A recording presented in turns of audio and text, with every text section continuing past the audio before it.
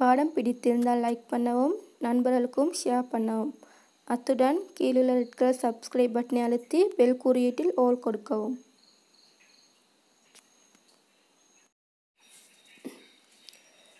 நாங்கள் இதுக்கு முதல்ல ஏற்கனவே பாடங்களில் எழுத்துக்களோட வரி வடிவங்கள் பார்த்துட்டோம். நீங்கள் என்ன செஞ்சுப்பீங்க, பிள்ளைகளுக்கு எழுத்துக்களை பழக்கி அதன் வரி வடிவங்களை பழக்கி அந்த எழுத்துக்களை இனம் காண்றதுக்குரிய செயற்பாடுகளை செஞ்சுப்பீங்க.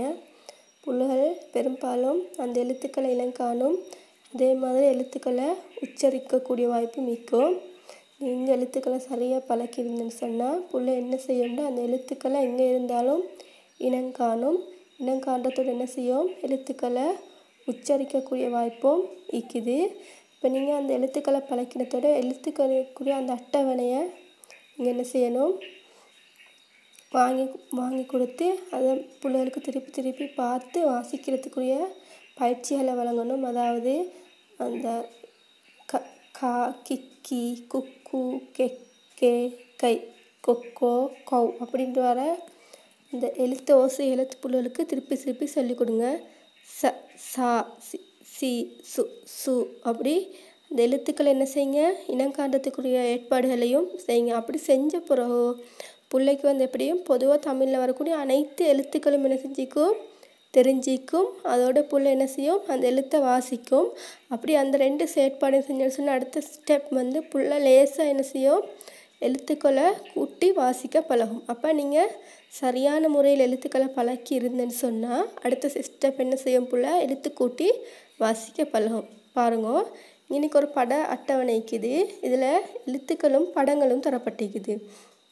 இது என்ன செய்யப்பட்டிருக்குது, நீங்கள் இதை பார்த்து என்ன செய்யணும்டா இந்த பட அட்டவணையை நீங்கள் என்ன செய்யுங்க, புள்ளைகளுக்கு காட்டி இதில் பொதுவாக இதில் தரப்பட்டிருக்கிற படங்கள் எல்லாம் என்ன செஞ்சிக்கும், புள்ளைகளுக்கும் தெரிஞ்சிக்கும்.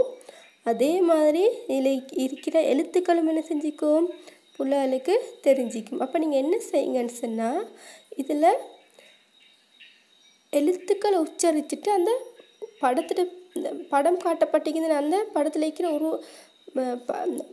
அந்த உருவத்தோட பேரை உச்சரிக்க செய்யுங்க. அதாவது அ அணில், அ ஆந்தை, இ இலை அப்படி செய்ய சொல்லுங்கள். அப்படி செஞ்சேன்னு சொன்னால் பிள்ளை வந்து எழுத்தை நல்லா உச்சரிக்கிறதோட எழுத்துக்களை என்ன செய்யும், இனம் காண்றதும் இலகுவாக இருக்கும். சரியா, நான் உங்களுக்கு ஒரு தடவை சொல்லி காட்டுறேன். அந்த முறையில் என்ன செய்யுங்க, பிள்ளைகளுக்கு உச்சரிக்கிறதுக்கு வாய்ப்பு ஏற்படுத்துங்க. அ அணில், ஆடு, அ அணில், அ ஆந்தை, இ இலை, ஈ உ உரல், ஊசி, எலி, ஏணி, ஐந்து, ஒட்டகம், ஓடம், ஔடதம், பந்து, மணி, சங்கு, கப்பல், தவளை, நண்டு. இப்படி என்ன செய்யுங்க, பிள்ளைக்கு உச்சரிக்கிறதுக்கான சந்தர்ப்பத்தை வழங்குங்க. அப்போ என்ன செய்யும், எழுத்தை வந்து நல்லா பிள்ளை கிரகிச்சு கொண்டு சொல்கிற நேரம் என்ன செய்யும், திருப்பி அந்த எழுத்து வந்து பிள்ளைக்கு மனசில் வந்து பாடமாகி அதை வந்து பிள்ளை லேசாக எழுதும். சரியா, அதே மாதிரி பிள்ளை எழுத்தை பார்க்காம எழுதுறதுக்குரிய பயிற்சிகளையும் வழங்குங்க. அதாவது சொல்வதுன்னு சொல்லி கொடுத்துட்டு என்ன செய்யலும் அந்த பிள்ளைக்கு நீங்கள் வந்து எழுத்தை சொல்லுங்கள், ஆன்ற எழுத்தை சொன்னேன்னு சொன்னால் பிள்ளை என்ன செய்யும், அதை கேட்டு கிரகிச்சு பார்க்காம எழுதும். அப்படி செயற்பாடுகளையும் உங்களுக்கு செய்ய இயலும். சரியா, அடுத்ததாக பார்ப்போம். அடுத்ததாக நீங்கள் என்ன செய்யணும்னு சொன்னால், நீங்கள் இப்போ எழுத்துக்களை வந்து சரளமாக பிள்ளைகளுக்கு பழக்கின பிறகு எழுத்து கூட்டி வாசிக்க பழக்குங்க. இவங்கனே பட அட்டவணையோட படங்களோட என்ன செஞ்சுக்கி சின்ன சொற்கள், அதாவது சின்ன சொல் தந்திக்குது. அதை வந்து பிள்ளைகளுக்கு என்ன செய்யுங்க, எழுத்து கூட்டி வாசிக்க பழக்குங்க. இப்படியும் படத்தோட பேர் பிள்ளைக்கு தெரிஞ்சிக்கும் தானே. இதில் மூக்கு, ஆந்தை, சூரியன், காளான், விசிறி என்று சொல்லி 5 படங்கள் தந்திக்குது. இந்த 5 படங்களோட பேர்களும் என்ன செஞ்சிக்கு எழுதப்பட்டிருக்குது. அப்போ என்ன செய்யணும், நீங்கள் இந்த படங்களை பார்த்து பிள்ளைக்கு சொல்லிட்டு இந்த எழுத்தை வந்து உச்சரித்து பிள்ளைக்கு வாசிக்க பழகுங்க. மூ கு அப்படின்னு சொல்லி ஒவ்வொரு எழுத்தாக உச்சரித்த பிறகு அதுக்கப்புறம் அந்த எழுத்துக்களை கூட்டி இந்த சொல்ல வாசிக்க பழகுங்க. மூ கு மூக்கு. ஆ ந்தை ஆந்தை. ஆ ந்தை ஆந்தை. சூரியன் சூரியன். காளான் காளான். விசிறி விசிறி. இப்படி நீங்கள் ஒவ்வொரு நாளைக்கு 5 பட அட்டவணையோ படத்தை கொடுத்து என்ன செய்யணும், உங்களுக்கு 5 சொற்களை பிள்ளைக்கு வாசிக்க பழக்கலாம். அப்படி இதில் சொல்லி காட்டின மாதிரி நீங்கள் எழுத்து கூட்டி வாசித்து காட்டினீங்கன்னா பிள்ளையும் அதை கேட்டுக்கிறச்சு என்ன செய்யும், வாசிக்கும். வாசிச்சேன்னு சொன்னால் பிள்ளை குயிக்க என்ன செய்யும், அந்த வாசிக்கிறதுக்கு பழகிக்கொள்ளும். சரியா? பாருங்க, அதோட இன்னும் சில படங்களும் தந்திக்குது. அந்த படங்களுக்கும் இருக்கிற அந்த சொற்களை நான் உங்களுக்கு வாசித்து காட்டுறேன். அந்த மெத்தடில் எழுத்தை கூட்டு சொல்லிக் கொடுங்க. சொல்லி கொடுத்துட்டு அந்த சொல்ல வாசிக்க பழகுங்க. கிளி கிளி.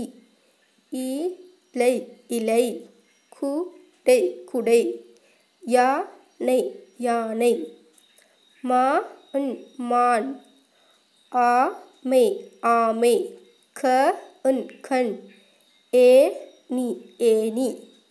சரியா? இப்படி என்ன செய்யுங்க, பிள்ளைக்கு நல்லா வாசிக்க பழகிட்டு இதில் வந்து ஒவ்வொரு நாளைக்கு 5 அதாவது 5 சொற்களை பார்த்து உருப்பமே கொப்பியில் எழுத வைங்க. சரியா?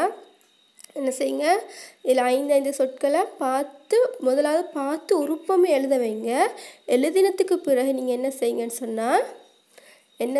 சொன்னால் பிள்ளைக்கு என்ன செய்யலும், சொல்வது எழுதல உங்களுக்கு கொடுக்கலும். அதாவது 2 சொல் அல்லது 3 சொல் எழுதுறதுக்கு பிள்ளைக்கு கொடுக்கலும். கொடுத்தேன்னு சொன்னால் என்ன செய்யும், பிள்ளை வந்து அந்த கிரகித்த விஷயத்த பார்க்காம எழுத பழகும். சரியா? இப்படி நீங்கள் படங்களை காட்டி எழுத்துக்களை இனம் காட்டுறதுக்கு வச்ச பிறகு நீங்கள் என்ன செய்யணுன்ற அடுத்தது முக்கியமாக என்ன விஷயம் பார்க்க போகிறோம்டா, முதலாவது பெரிய சொற்களை நாங்கள் பிள்ளைகளுக்கு என்ன செய்யக்கூடாது, பழக்கப்படா. என்னது, 2 எழுத்து சொற்கள். அதாவது முதலாவது நாங்கள் என்ன சொல்லிக் கொடுக்கணும், 2 எழுத்து சொற்கள். அதாவது இதில் தரப்பட்டிருக்கிற 8 படங்களும் என்னது, 2 எழுத்து சொற்கள். இந்த மாதிரி சொற்களை நீங்கள் என்ன செய்யணும், பிள்ளைகளுக்கு முதலாவது கொடுங்க. அதுக்கு பிறகு கொஞ்சம் கொஞ்சம் பெரிய சொற்களை எங்களுக்கு கொடுக்க இயலும். சரியா? முதலாவது கிளி. கிளியில் எத்தனை எழுத்து இருக்குது, 2 எழுத்து இருக்குது. பிள்ளைக்கு லேசாக என்ன செய்யும், எழுதுறதுக்கு பழகும், அதோட வாசிக்கவும் பழகும். கிளி. இலை இலை. குடை குடை. யானை யானை. மான் மான். ஆமை ஆமை. கண் ஏணி ஏணி. இந்த 8 சொற்களும் வந்து 2 எழுத்து சொற்கள். சரியா? இந்த 8 சொற்களை முதலாவது என்ன செய்யுங்க, பிள்ளைக்கு பார்த்து எழுத கொடுங்க. அதுக்கு பிறகு என்ன செய்யுங்க, பார்த்து உருப்பம் எழுதின பிறகு சொல்வது எழுதல் கொடுங்க. சொல்வது எழுதி கொடுத்தோன்னே என்ன பிள்ளை என்ன செய்யும், கிரகித்த விஷயங்களை இந்த பார்த்து எழுதின விடயங்கள் என்ன செய்யும், கேட்டு கிரகித்து எழுதும். அப்படி எல்லாம் செஞ்ச பிறகு சேனலில் தரம் 1 முதல் 5 வரையான மாணவர்களுக்கு பாடங்கள் நடைபெறும்.